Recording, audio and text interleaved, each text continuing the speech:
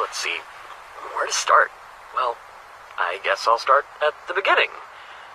My name is Kocho Shiona, and I've just been chosen to be the headmaster of Akademi High School. To be honest, I'm not sure if I really believe this is happening. I keep pinching myself to make sure I'm not dreaming. I mean, the entire nation has been talking about this school for months. The idea of an elite high school that only opens its doors to the most intelligent students in Japan? A place for the most promising men and women of today to be transformed into the leaders of tomorrow. A school built for the sole purpose of being the most prestigious learning institute in the country.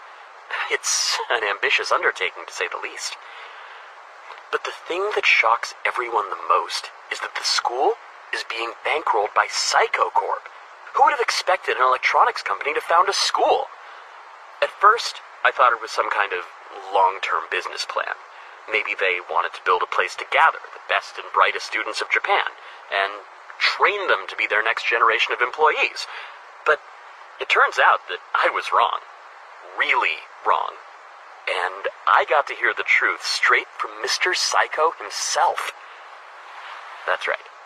I just met the Saisho Psycho in person. I'm still shaking. It was like getting to meet Leonardo da Vinci, or Thomas Edison. I've lost count of how many things he's invented or improved. I don't think there's a single product in my home that doesn't have the Psycho logo on it. A man whose ideas and inventions changed the world. People like that are only born once a century. Anyway, the reason he built this school, it blew my mind. It's not something he's ever mentioned in public, but he didn't tell me to keep it a secret either, so here it is. It's his daughter. It's all for his daughter. He cherishes her more than life itself, even more than his multi-billion-dollar corporate empire.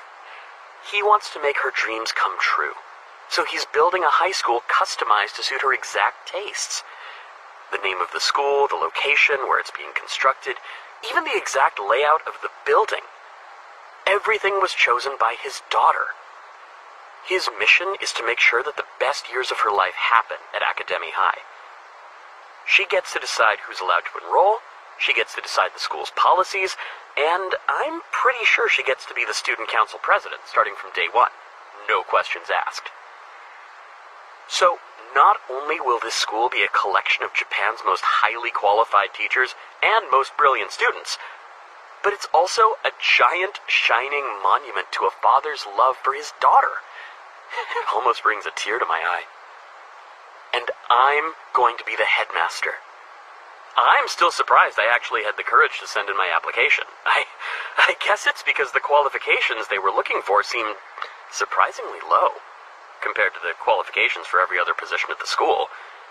In fact, Mr. Psycho told me I was perfect for the job after just asking me a few questions. There's a part of me that wonders if his daughter just wants the school's headmaster to have a certain appearance, or a certain name or voice or something. I'm not really sure if I got the job because I qualify for it, or because I meet some invisible criteria that I'm not aware of. I guess Mr. Psycho could tell I was nervous because he gave me a gift.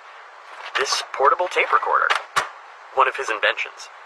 He told me that it's therapeutic to record an audio journal when you're feeling overwhelmed. That's the whole reason I'm recording this right now. And I gotta say, it actually worked.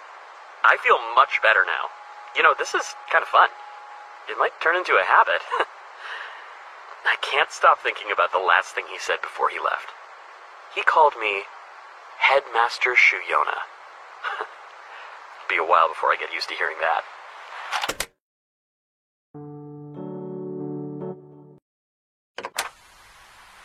Huh? Oh, wow. I didn't realize how much dust was on this thing. Well, I suppose I should consider myself lucky. If I never use this thing, it means everything has been going so smoothly that I just never feel the need to vent. But something happened today that really threw me off. I wouldn't feel right talking about it with any of my colleagues, but I need to get it off my chest. So maybe recording my thoughts will help. Today I visited Psycho headquarters for a routine meeting with Mr. Psycho, just as I've done dozens of times over the past few years. But today was different. He was angry, foul-mouthed and short-tempered. I'd never seen him like that before. He didn't reprimand me for anything, and we simply discussed the usual topics, but the entire time he seemed like he was on the verge of exploding. I was confused and worried, and frankly, scared. His secretary must have seen how shaken I was, because after the meeting, she took a moment to assure me that I hadn't done anything wrong, and that Mr. Psycho was angry about a personal matter. On most days, I would never dream of gossiping about the man who signs my paychecks, but my curiosity got the better of me, and I asked her for details. She didn't know all the specifics, but she knew enough to give me a basic summary. Earlier that day, Mr. Psycho had a furious argument with his daughter, who graduated recently. Apparently, she doesn't want to inherit the company, and she's decided to leave Japan to travel the world. This is absolutely unacceptable to her father, because he's invested a lot of resources into giving her the training necessary to take over his empire when he retires. He had absolute faith that his daughter would inherit his company when the time came, and her decision had invalidated all of his plans, along with many years of effort, not to mention an incalculable amount of money. After a long, heated discussion, well, more like a shouting contest from the sound of it, Mr. Psycho threatened to disown his daughter, and she had absolutely no problem with that. He told her, "If you walk out that door, you're no longer a part of this family," and moments later, she left his office without a word. Mr. Psycho is a man who refuses to compromise and only accepts the results he wants. I'm 100% certain that from this day forward, his daughter is dead to him. The secretary told me a little more about the way Mr. Psycho raised his daughter. Starting from early childhood, she was given training to prepare her for the responsibilities that come with operating a company. Training that became more advanced and intense with each passing year. Mr. Psycho also has a son, but he didn't put his son through the same sort of training as his daughter. Instead, he granted his son a perfectly normal childhood, perhaps out of guilt for what he did to his daughter. But now he's making preparations to rapidly change the direction of his son's life, so the boy will acquire the traits and skills that his sister spent her entire life developing. The strangest part is the exact reason why Mr. Psycho's daughter wants to travel the world.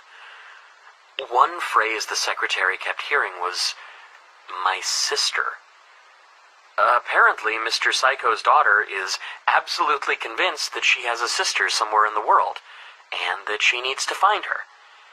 But Mr. Psycho only has 2 children, so if she says she has a sister, there are 3 options. She's speaking figuratively, she's actually become delusional, or Mr. Psycho has an illegitimate child. At this point, the secretary decided she'd said too much, and stopped talking. I had a feeling I was starting to tread on dangerous ground, so I chose not to pry any further. Even though I wound up with more questions than answers, at least now I know why he was so angry. Losing his daughter, along with more than a decade of money, planning, effort, must be an incredibly painful experience. But after hearing all this, it'll be hard for me to look at him the same way I used to. He told me that he built Academy High to give his daughter the perfect, ideal high school life. But now I think that was just a cover story. I think he built Academy High and made his daughter the student council president to put her through the experience of being in charge of an organization. The school wasn't a gift from a father to a daughter. It was just another component of her lifelong training, another step in the process of turning her into the perfect CEO, a training simulation. And now he's going to put his son through an accelerated version of that process. Poor boy. It doesn't surprise me at all that she defied her father and ran away from all that. But in the end, it wasn't pressure or stress that made her reject her father's wishes. It was this weird notion that she has a sister. Maybe all the stress drove her crazy. The weirdest thing of all is that when I imagine Mr. Psycho with another daughter, I have a mental image of what she would look like. But I get a headache if I picture her in my mind for too long. Man, really creeps me out. If Academy High was built solely for one girl, and that girl has graduated, what happens next? I was afraid the school was going to be shut down, but apparently Mr. Psycho just wants me to continue business as usual. A lot of the students who graduate from this school get offers from Psycho Corp almost immediately after graduation. So I guess this place really did turn out to be a training ground for future Psycho employees after all. I don't feel angry or sad, just disenchanted. Well, it's an easy job, and I can't argue with the pay, so I guess I'll just stay on my current course for now. Man, even though I know that nobody is going to listen to this tape, I feel way better after recording my thoughts. I guess Mr. Psycho's gift was good for something after all. Thanks for hearing me out, Mr. Tape Recorder. With that said, I hope I don't have to use you again anytime soon.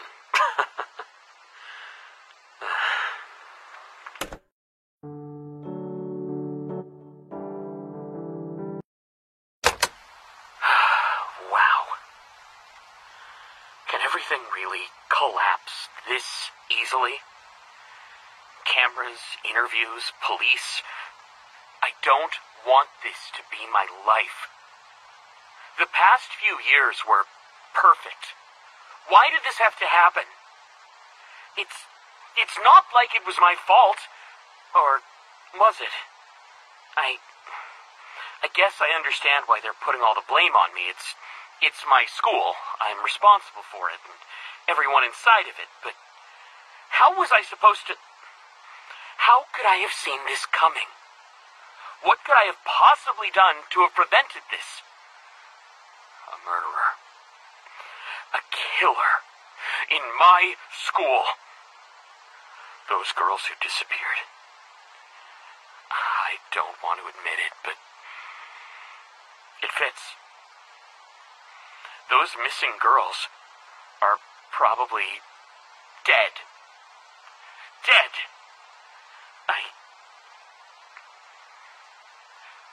Was there anything I could have done? Could I have stopped this? Could I have saved them? If I was more vigilant, more strict with background checks. I mean, what am I supposed to do? Have metal detectors and security cameras in every hallway? Do a mental health check on every student every hour? How do you prepare for this? You can't. If someone is just crazy, just insane, then you're screwed. It's not your fault or anything. It happens because they're just this crazy, screwed up person. It's not your fault if this happens. It's not your fault. It's not my fault.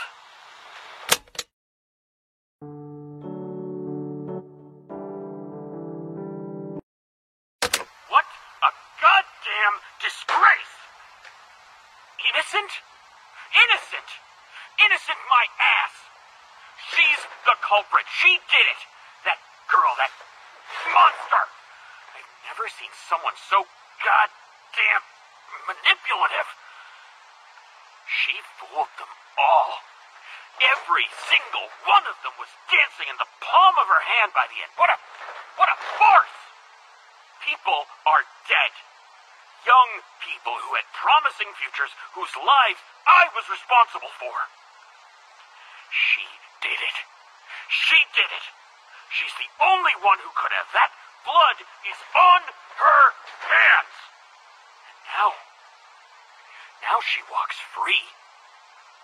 That conniving little... And I'm expected to let her back in the school. Stand on a stage and hand her a diploma? Mr. Psycho told me to let it go, but I can't. I can't let this go. She murdered people and got away with it. I can't believe... God damn, this is just... This was supposed to bring closure. This was supposed to close the chapter. This was... God damn her! God damn her.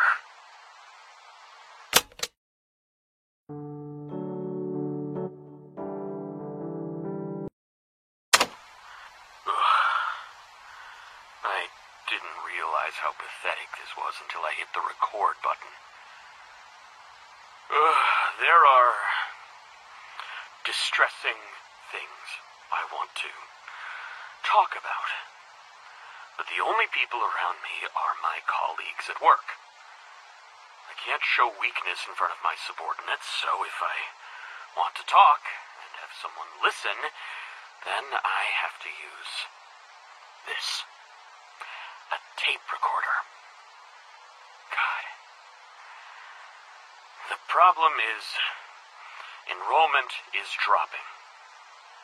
The past few years weren't too bad, but now, for the first time since the school opened, enrollment is actually lower than the previous year. This was the only good thing I had going for me, and now I'm watching it die. I can pinpoint the exact moment when the decline began. That trial.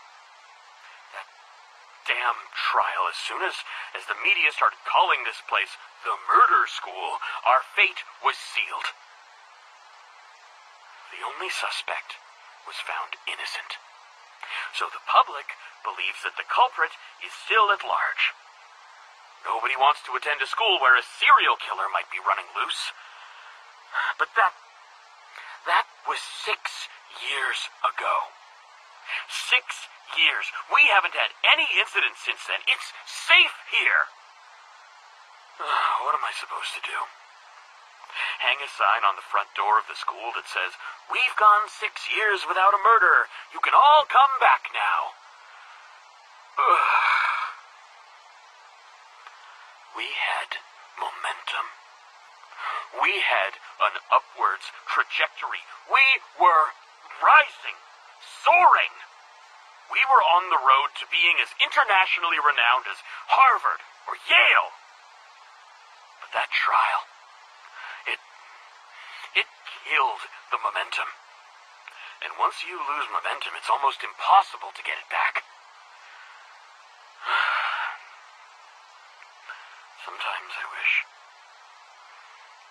Sometimes I wish that journalist had never said anything. If he'd kept his mouth shut, just let her get away with everything. There never would have been a media circus. Just some mysterious disappearances that would have been forgotten in a few months. But no, he had to drag us all into a big scandal. If only some random person would just be found guilty for all those murders, then maybe this notion of a serial killer running loose around Academy would finally go away. God damn it. What am I saying? I don't really mean any of that. It's this whole situation is just, it has me, I'm wrong, though. It's not the journalist's fault. It's not the court's fault. Not even my fault. This is her fault. It's all